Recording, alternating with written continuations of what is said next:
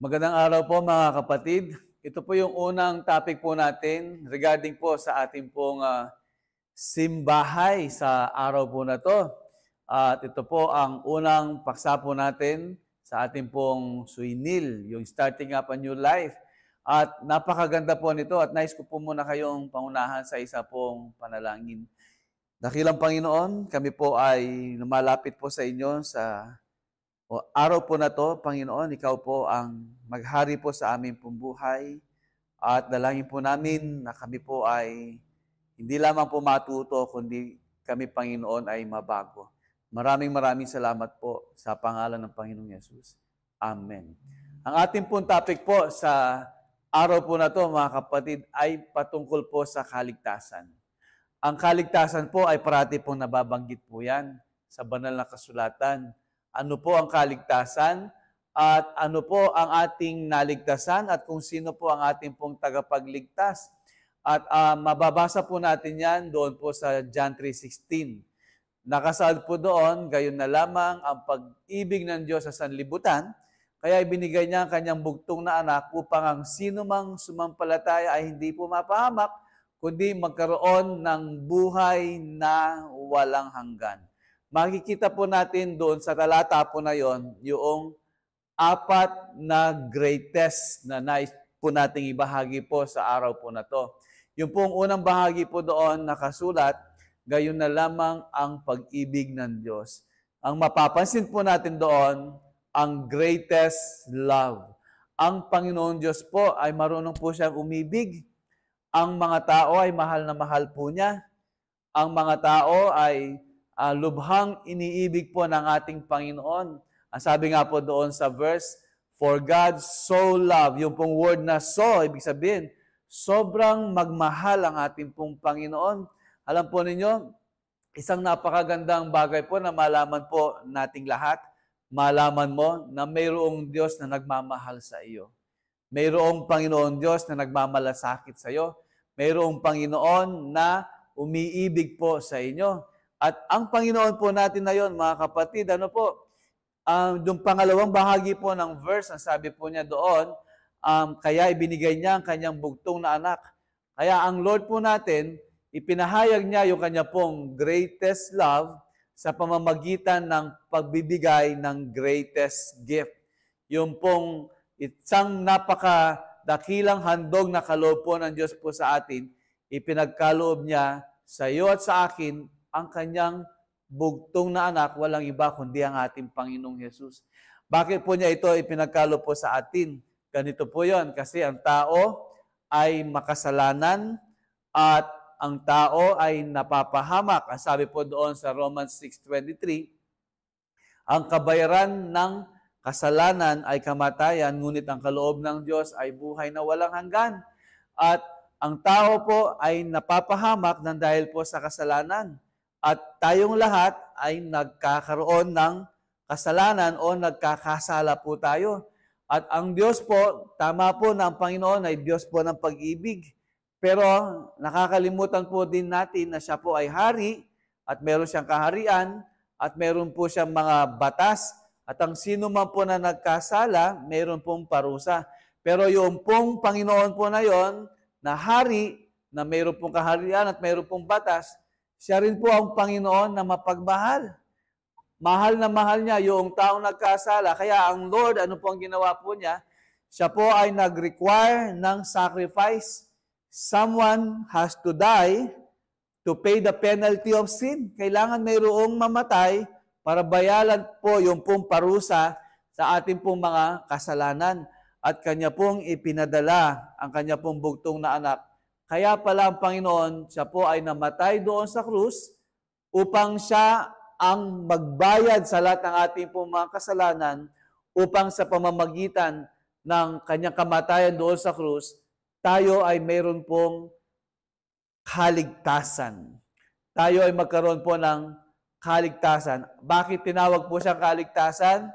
Kasi po, mayroon po tayong naligtasan, yung pong parusa doon sa impyerno.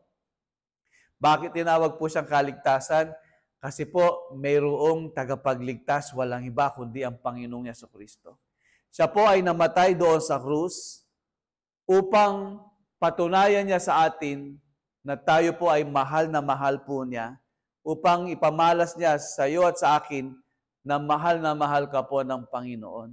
Ang Panginoon po natin, hindi po niya alintana yung hirap, yung dusa, yung pasakit na dinanas niya nung siya po ay mamatay doon sa krus. Lahat po noon ay kanyang tiniis, lahat po noon ay kanya pong binata para ikaw at ako ay magkaroon po ng kaligtasan. Para ikaw at ako ay magkaroon ng kapatawaran sa ating pong mga sala. Ganoon po, magmahal ang Panginoon.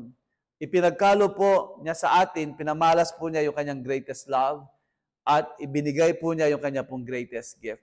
So yung pong Lord po natin, doon sa pangatlong bahagi po ng talata, upang ang sino mang sumampalataya, ang tawag po dito, greatest response. Kapag ikaw ay sumampalataya sa bugtong na anak ng Diyos, walang iba kundi ang ating Panginoong Yesus. Ito po ang ating pong dapat na gawin, na tayo ay tumugon doon po sa tawag ng Lord po sa atin, na tayo ay sumampalataya sa Kanya. Maaring alam po natin si Lord ay namatay doon sa krus, pero hanggang kaalaman lang. Pero ang mahalaga po, tayo ay sumasampalataya. Ikaw ay sumasampalataya sa ating Panginoon, at kapag ikaw ay sumasampalataya, isinasalig mo sa Panginoon ang buong buhay mo sa Kanya. So ang sino mang sumampalataya, that is our greatest response. At ang panghuli ay magkaroon ng buhay na walang hanggan. Hindi mapapahamak, kundi magkaroon ng buhay na walang hanggan. Ang tawag po doon, mga kapatid, mga kaibigan, greatest promise. Ang Panginoon po natin, ang pangako niya, kapag sumampalataya ka sa ating Panginoong Yesus, ikaw ay hindi po mapapahamak, kundi magkakaroon ka po ng buhay na walang hanggan. Yan po ang dakilang pangako po ng Lord po sa iyo at sa akin. Pakatandaan po ninyo ito, mahal na mahal ka po ng Panginoon. Hindi ka po aksidente sa mundong ito. Mayroong magandang plano ang Panginoon sa buhay mo. At ang Panginoon, nais niya na ikaw ay maligtas. Ang Panginoon, nais niya na ikaw ay sumampalataya sa Kanya.